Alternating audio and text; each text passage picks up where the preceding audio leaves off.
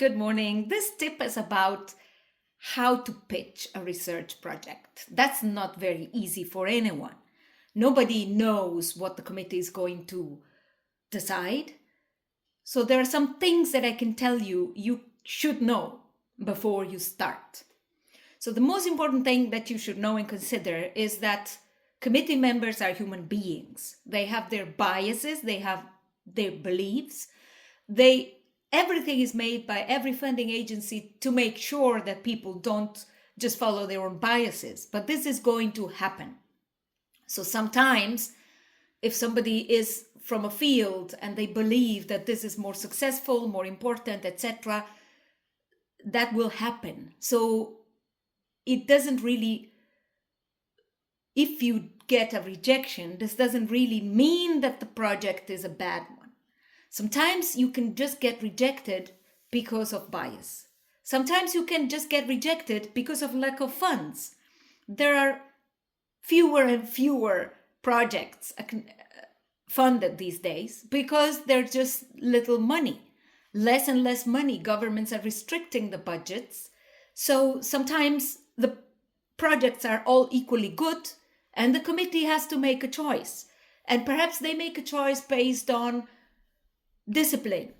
Perhaps there are too many projects in one field and too little in another. And so if projects are equally good, they decide, okay, let's go for this discipline instead of the other. Let's go for this junior instead of a more senior. Let's go for more men or more women. But, normally it is really, sometimes I've been in committees where projects were really, the difference was a comma something. It was really tiny, the tiny difference that then makes the ranking. So very often there is a very clear cut between projects that are really good and projects that are less good. And these are really evident. But between projects that are very good and extremely good, all of them, then it is really very much like a random choice. The committee does their best to try to be fair. That's my experience. I've never seen people shamefully pushing for some project. Committees are big. Normally, their committees are very broad. So people are bound to behave, and normally that's the case. Committee members are usually more senior people, so they really have been there themselves, so they are fair. So it can happen that you feel, okay, I have been treated unfairly. It can happen because committee members are people, human beings, but normally that is not the case. Normally there are other factors. So this you should bear in mind. No matter how excellent your project is, it can still be rejected. That's a fact of life. So don't put all your eggs in one basket. Don't expect too much. Always expect that it can go wrong. This said, how do you make it more successful? How do you give it the chance to get to the top and to be considered as one of the possible winners? Well, there's no recipe, and it all very much depends on the field. But one thing I know is you should try to formulate your question very clearly. So when you write a project, I've seen many projects, for instance, that spend a lot of time in the background, building, giving a lot of information, but the question is somehow hidden in the text. So the committee has to kind of understand what is it that they want to understand. And this has to be made explicit early on. So perhaps a way to do this is to write really a short summary of 1 page and give it to your colleagues, circulate it and say, is it clear? Is what I want to know clear? I know it's difficult to explain what you want to know, especially to people that are not from your field. But you should know that committees are broad. There is not going to be a committee made up of only members from your discipline. So other disciplines also need to understand, to be able to understand what you want to do. So consider that. Second thing is formulate a hypothesis. This is not for every field, because every field has their own rules and methods, but asking what happens is not going to cut it, especially for more scientific data-driven disciplines. If you ask, well, I want to see what happens if it rains, if things get wet. Well, remember, that's just the first step of science. The scientific method, you can read more of Galileo. The scientific method starts with observation. It doesn't end in observations. So make an effort.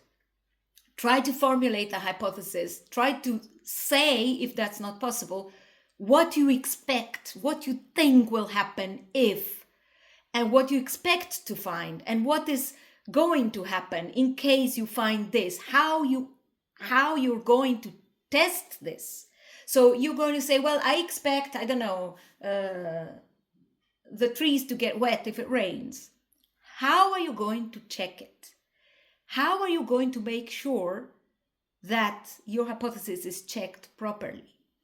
Think about that. And don't think about the methodology for data collection only. If you collect the data, you have to be maximally thorough, and how many speakers and how many tests and how many this and how many that. But also, what will these tests ultimately tell you? So the results of these tests still need to be analyzed, checked back into your general hypothesis, saying, well, if I get these and these results, this will mean this. The other step is the implications that this has. So if this happens, this will mean that, yes, my hypothesis was right. This predicts that also blah, blah, blah, and blah will happen. This is a very strong point that people forget. Implications. This is something that you can really get points for. So really have a very clear understanding of what you want to find out. This does not mean in any way that you should already have the results. This shows simply that you have a very clear idea in mind, and that you have thought it through, and that this is what you expect. 90 times out of 100, you will not find what you are looking for. You will get stuck at the first data collection. You will see that things don't work as you predicted. Well, that's science. What is important for a project is that you show that you thought it through, that you have considered everything, including the risks. The risks are important. So be completely transparent about the high risks. You risk not finding speakers. You risk not being able to reproduce the experiment. You risk not being able to find the documents you're looking for. You risk many things. Say it. Because what the committee wants to see is that you know what you're talking about, not that you know the results. If you know the results, there's no need for research, but you must have thought it through. One very important point is to have your colleagues read your project and give you feedback. Because again, the committees are mixed. So you risk that the committee members are not going to understand what you mean if you use too many technicalities in the beginning, for instance. So you can introduce technical terms, but not all in the beginning, because then people get distracted. Always bear in mind that committee members are human beings. Imagine you were in a committee, you are not going to study everything that is needed to understand a text. You're going to read the text. If you don't understand it, you're going to be negative about it. Try to be explicit. Try to be clear. The easiest way is to get your grandmother or your parents, your mother, somebody who doesn't know anything about, who's intelligent but doesn't know anything about your field, and try to explain them in a few words what you want to do and why that's important. And that's going to bring you a long way. I'll tell you in another session about the tips for impact.